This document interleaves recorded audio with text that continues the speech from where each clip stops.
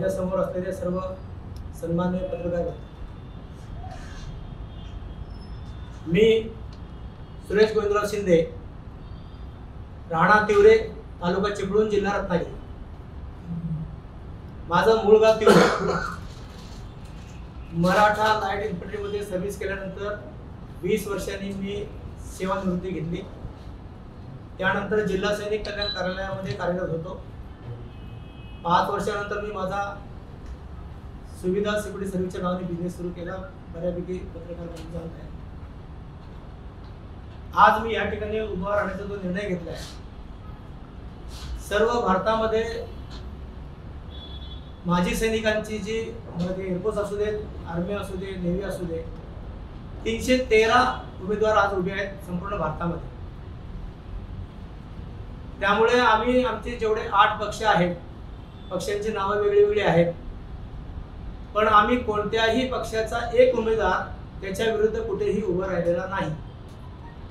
समजा मी जर आज सैनिक समाज पार्टीचा उमेदवार म्हणून रत्नागिरी सिंधुदुर्गमध्ये आहे, तर माझ्या विरुद्ध आमचा सैनिक कोणीही उभा नाही. मला माझ्या चिपळूण तालुका संघटना, इतर संघटनांचा पूर्ण पाठिंबा आहे. मला असं वाटतं की आज देशामध्ये ज्या काही गोष्टी घडत आहेत, देश आपल्याला प्रथम आहे, देश आम्हाला प्रथम आहे, आपल्याला पण आहे, आणि तो देश वाचवण्यासाठी आम्ही काहीतरी वेगळं व्हावं, बदल घडवावा, या हेतून मी आज या ठिकाणी आपल्यासमोर उभा आहे. देशामध्ये भ्रष्टाचार, लैंगिक अत्याचार, गुंडगिरी अशा अनेक बाबींचा समावेश आहे. काही ठिकाणी कमी जास्त आहे, काही राज्यामध्ये जास्त आहे. परंतु आम्हाला असं वाटतं की समजा जर उद्या आमचं शासन आलं, आम्ही उद्या निवडून आलो, तर अनेक गोष्टीचा निर्णय आम्हाला घेता येईल. आमचा कोणत्याही पक्षाची किंवा कोणत्याही विरोधकांशी माझा कोणत्याही प्रकारचा विरोध नाही आहे. सर्वच कामं चांगली आहेत. कारण जवळजवळ देशाला 75 वर्ष झाली. 75 वर्षामध्ये जी काही कामं झाले ती योग्यच आहे, त्याचा आम्हाला विरोध नाही. परंतु आज आमच्या सैनिकांची अवस्था अशी आहे की तो बॉर्डरवरती जेव्हा आपली सेवा देतो, अहोरात्र तो -50 डिग्री टेम्परेचर राहत असतो. आपल्याला ती जाणीव होईल की -50 डिग्री काय असतं, आणि त्या ठिकाणी आम्हाला बर्फाशिवाय कोणतीही सुविधा तिथं उपलब्ध नाही. जर तुम्ही जेवण एक 10 मिनिटं जर गरम करून ठेवलं, तर आपण 10 मिनिटांनी जेवण जेवू शकत नाही, अशी आमची अवस्था आहे. आणि बॉर्डरवरती असलेले जे सैनिक आहेत, त्यांना निवृत्त झाल्यानंतर सरकारने, केंद्र सरकार असो किंवा स्टेट गव्हर्नमेंट सरकार असो, त्यांना ज्या सुविधा पाहिजे त्या सुविधा मिळत नाहीत, नोकरी मिळत नाही. आल्यानंतर त्याला फक्त एक कॉन्ट्रॅक्ट बेसिसवरती कुठे नोकरी मिळते. या 2-3 वर्षामध्ये वाटतं वॅकन्सी खाली झाल्यामुळे त्यांना महाराष्ट्राच्या मध्ये डिपार्टमेंटमध्ये याचं बांधकाम विभाग असेल किंवा इतर डिपार्टमेंट असतील, त्याच्यामध्ये त्यांना नोकऱ्या मिळालेल्या आहेत. त्याला मिळालेली पेन्शन, लोक साधारण असं म्हणतात की त्यांना काय, त्यांना पेन्शन आहे, त्यांना 50,000 पेन्शन आहे, त्यांना 30,000 पेन्शन आहे. मला असं वाटतं की 30,000 ने 20,000 ने काय होत नाही, कारण तो त्याच्या कुटुंबाला सोडून त्यांनी 15 ते 20 वर्ष, जवळजवळ मॅक्झिमम जो आहे 30 वर्ष, त्याच्यानंतर कॅप्टन संजय शिंदे आहेत, त्यांनी संपूर्ण सर्व्हिस केली आणि ते बाहेर आले. माझ्यासारखे 20 वर्षांनी बाहेर आले. काही शिपाई जो आहे तो 15 वर्षांनी बाहेर आले. 15 वर्षांनी बाहेर आलेला शिपाई, त्याला जर नोकरी नसेल, त्यांची अवस्था खूप बिकट आहे. म्हणून आम्ही हा निर्णय घेतला की वेगळं काहीतरी करायचं, आणि आपण सुद्धा या ठिकाणी मग ते खासदारकी असो, आमदारकी असो, जिल्हा परिषद असो, पंचायत समिती असो, सैनिकांनी पुढे येऊन उभं राहणं अत्यंत आवश्यक आहे. मी तर पुढे जाऊन असं सांगेन की जे आधी समोर जे पत्रकार बंधू बसले, उच्च क्वालिफिकेशन आहे, वकील आहेत, इंजिनियर आहेत, डॉक्टर आहेत, पण कोणीही व्यक्ती अशी समोर येऊन उभं राहायला मागत नाही. कारण फायनान्शियल काही प्रॉब्लेम असतो, किंवा जे चालले ते ठीक आहे, आम्हाला उभं राहायचं नाही. ज्याच्यामुळं असं झालंय की त्यांची जी वंशपरंपराची चाललेली जी रेस आहे, जी स्पर्धा आहे, ती कंटिन्यू चालू आहे. जर आपण जर त्याला विरोध केला तर ह्या गोष्टी कुठेतरी थांबवता येतील. मी आज उभा राहिलो तो मी जिंकण्यासाठी थांबतो. जिंकणं हा आमचा सैनिकांचा हक्क आहे. युद्धामध्ये अगदी एकदा तो उतरलो तर आम्ही पुन्हा माघार घेत नाही. त्यामुळे आजचा हा जो विषय आहे, आमच्या चिपळूण तालुक्यामध्ये सध्याची कंडिशन अशी आहे की आमच्या 2 बोर्डी आहेत, एक मुलांची एक मुलींची, वस्तीला ज्याला आपण म्हणतो. त्याच्यामध्ये मुलांची आमची संख्या आता कमी झाली, कारण आता जो सैनिक आहे आमचा तो पुणे किंवा मुंबईला स्थायिक होतो. त्याच्यामुळे इथं 10-15 लोकांचं मुलं मुली आहेत. बाकी सगळे सिव्हिल लाईन भरून, कारण ते आमच्या वस्तीला चाललं पाहिजे. कॅन्टीन आम्ही या ठिकाणी आणली, लोकांना सुखसोयी निर्माण करून दिल्या. मी आज जवळजवळ 15 ते 17 वर्ष माजी सैनिकांच्या ज्या अडचणी आहेत, विधवांचे जे प्रश्न आहेत किंवा त्यांच्या पेन्शन सर्वची गोष्टी आहेत, त्या मी सोडवण्याचा 16 वर्ष प्रयत्न करतो. माझ्याबरोबर उपस्थित असलेले सगळे हे माझे माजी सैनिक नेहमी माझ्यावर असतात, त्यांची साथ मला असते. या ठिकाणी मी असा निर्धार केला आहे लोकांनी की रत्नागिरी सिंधुदुर्ग 2024 मी उमेदवार म्हणून आपल्याला सांगतो की आम्ही निवडून येणार. आम्ही नक्की 100% निवडून येणार. बाकी आपल्याला काय विचारायचा प्रश्न मला विचारा. शिंदे साहेब, तुम्ही आता सांगितलं पाणी पाहिजे.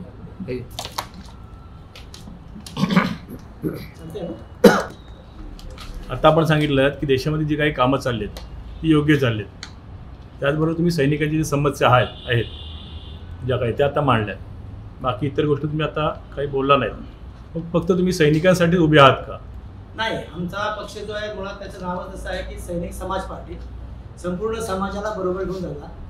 सैनिक म्हणून आम्ही कोणती जात ठेवत नाही. त्याच्यामुळं आम्ही संपूर्ण, म्हणजे त्याच्यात तुम्ही पण सामील झाला, बाकी इतर जो नागरिक आहेत ते पण सामील झाले. तुम्ही आता उभे आहात, लोकांनी तुम्हाला मतदान का करावं?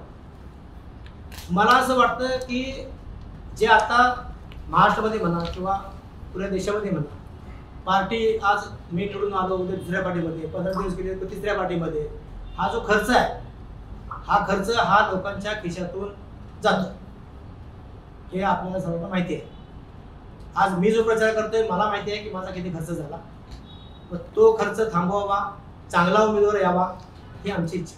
नाही, माझा उद्देश असा आहे, तुम्ही उभे राहिलेले आहात, तुम्ही कुठलं विजन करायला, लोकांना काय देणार तुम्ही निवडून आल्यानंतर? हे आश्वासन काय आहे तुमच्याकडे, किंवा तुमचे प्रचाराचे मुद्दे काय आहेत? मुद्दे काय आहेत? तुम्हाला का म्हणून समाजाला निवडून द्यावं आणि मतदान करायचं. समस्या आहेत रत्नागिरी सिंधुदुर्ग जिल्ह्यामध्ये, शहरामध्ये, ग्रामीणमध्ये काय माहिती? अरे यार, डायव्हर्ट करू नको ना. तुम्हाला लोक मतदान करणार आहे, काय तुम्ही निवडून आल्यानंतर काय करणार आहात? तुम्ही काहीतरी तुमचा अजेंडा असेल ना, विजन असेल ना तुमचं. रत्नागिरी जिल्ह्यामध्ये बघतोय आम्ही तर ते पाण्याची समस्या खूप मोठी आहे. ते पाण्याची समस्या सोडून काम करतो. शिक्षणाच्या बाबतीत जर म्हणायला गेला तर शिक्षण हे एक देश एक शिक्षण प्रणाली. माझा म्हणण्याचा उद्देश असा आहे की संपूर्ण राज्यामध्ये, आम्ही इथं मराठीमध्ये शिकतो, बंगाली बंगालीमध्ये शिकतात, कर्नाटकचे लोक कर्नाटकी शिकतात, सिलेबस एक व्हायला पाहिजे. एक सिलेबस जर झाला तर जे MPSC UPSC म्हणजे लोक जे जायला बघतात विद्यार्थी, त्यांना ते सोपंच आहे. चिपळूणचे काही प्रश्न म्हणत होता ते सांगू. चिपळूण परिसर ज्या तालुक्यामध्ये राहतात त्यांचे काही प्रश्न. रोजगार काय धरला?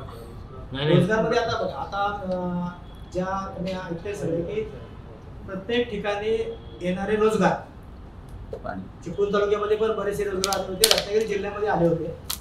त्या जिल्ह्यांना एकतर इथून ते रोजगार पुन्हा रद्द करून दुसऱ्या स्टेटमध्ये गेले, असणारे रोजगार बंद होत आहेत.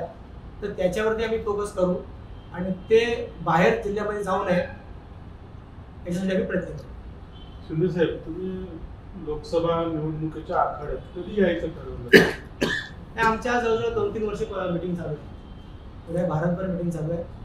आम्ही 2-3 वेळा दिल्लीला गेलो होतो, राजस्थान, गुजरात, 2-3 वर्ष चालू आहे. या मतदारसंघात तसे 2-3 वर्षापासून तुम्ही प्रयत्न करताय. हो, बरं. आमच्या ज्या बैठका चालू आहे त्यामध्ये आम्ही नेहमी हा विषय असतो की आपले लोक कोणतरी उभे राहायला पाहिजे. म्हणून आता जो हा आकडा मी तुम्हाला काही सांगितलं 313 लोक पूर्ण संपूर्ण देशभरामध्ये काहीच कुठे ही लोकसभेपुरतच आहे का पुढे विधानसभा वगैरे सगळ्या त्याच्या पुढच्या सगळ्या इलेक्शन विधानसभा, ग्रामपंचायत, पंचायत समिती, जिल्हा परिषद. लोकसभा निवडणुकीची प्रक्रिया चालू होऊन बरेच दिवस झाले, पण तुमचा उमेदवार जाहीर करायला एवढा उशीर झाला किंवा असं काय वाटत नाही का की एवढ्या नाही, मला प्रचारात 14 तारखेला मला एबी फॉर्म मिळाला. 14 तारखेला त्याच्यानंतर मी यांची चर्चा केली आणि मग 14च्या नंतर मला वाटतं आम्ही 18 तारखेची पहिली आम्ही जो फॉर्म भरला ना, त्याच्यानंतर तो काही क्युरीज होत्या त्या आम्ही कंप्लीट करून 19 तारखेला आम्ही तो कंप्लीट केला. 5-6 दिवस झाले. 22 तारखेला तो फॉर्म मागे घ्यायचा किंवा बाद होईल त्यासाठी आम्ही थांबलो होतो, पण तसं काय आमचं काही. इतर पक्षांसाठी तुमच्या स्पर्धा नव्हती काय उमेदवारीसाठी? कोणते पक्ष? इतर पक्षांमध्ये असं चालू आहे ना नाही, आमच्यामध्ये स्पर्धा नाही आहे. तसं तुमच्याकडे स्पर्धा नाही, आम्ही मुळातच काय ठरवलं आहे की सगळ्या सैनिकांनी की बाबा जिथं एक उमेदवार सैनिकचा उभा असेल तर त्याच्या आता माझे 8 पक्ष आहेत. तुम्हाला बोललो 8 पक्षामध्ये आम्ही असं कुठेही आमचा डबल उमेदवार पुढे उभा नाही. आता पण तुम्ही कुठे कुठे प्रचार केला पूर्ण रत्नागिरी असे या मतदारसंघ? सिंधुदुर्गमध्ये आम्ही गेलो होतो. सिंधुदुर्गमध्ये गेलो, कळपणीमध्ये गेलो, रत्नागिरी काम चालू आहे आणि चिपळूणमध्ये आम्ही कालच्या म्हणजे काल मी जे मला जो विषय भेटले मला पॅम्पलेट त्याच्यामुळे ते थोडा उशीर झाला आणि आम्ही डोर टू डोअर जास्त हे ठेवलेलं आहे आणि पॅम्पलेट्स हा आमचा महत्त्वाचा विषय आहे. तो पूर्ण मतदारसंघात स्वतःचे सैनिक असं तुमचे स्वतःचे मेंबर्स किती आहेत असे?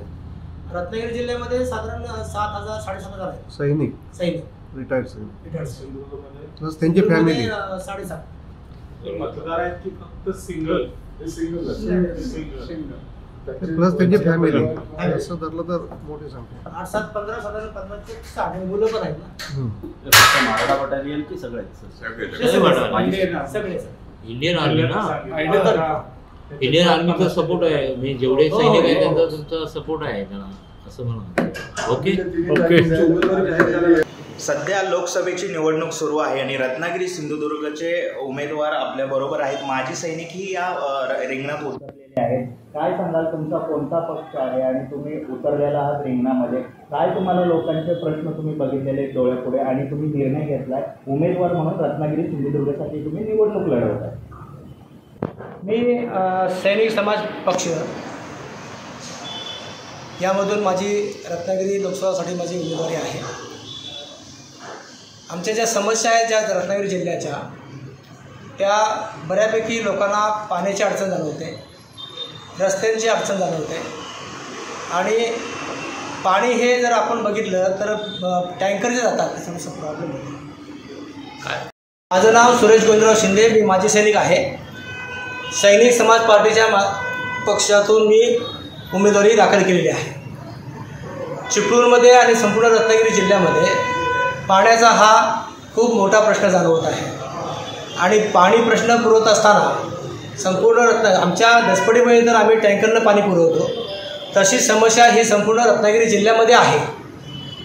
आम्ही जर निवडून आलो तर या सर्व समस्यांचं समाधान करू. त्याचप्रमाणे जे रस्ते आहेत किंवा आज जवळजवळ 8-9 वर्ष झाली मुंबई गोवा हायवे जो अपूर्ण आहे त्याच्यासाठी आम्ही आमच्या ह्याच्यावरती प्रयत्न करू आणि संपूर्ण जिल्ह्याला न्याय देण्याचं काम करू. आपण पाहिलं की अनेक खासदार आले, निवडून गेले कोकणातून, निवडून दिलं जनतेनं, परंतु अद्यापर्यंत कोणतंही काम झालेलं नाही आहे. त्यासाठी माजी सैनिक सध्या मैदानात उतरल्याचं पाहायला मिळत आहे. उमेदवार म्हणून ते सध्या मैदानात आहे. ते लोकांचे जे जे प्रश्न असतील ते स्थानिक पातळीवरचे असो, जिल्ह्याचे प्रश्न असो, आम्ही ते सोडवू असं ते एकमार्गी वचन देत आहेत. रत्नागिरीहून सचिन कांबळे, टाइम्स नाव मराठी, चिपळूण.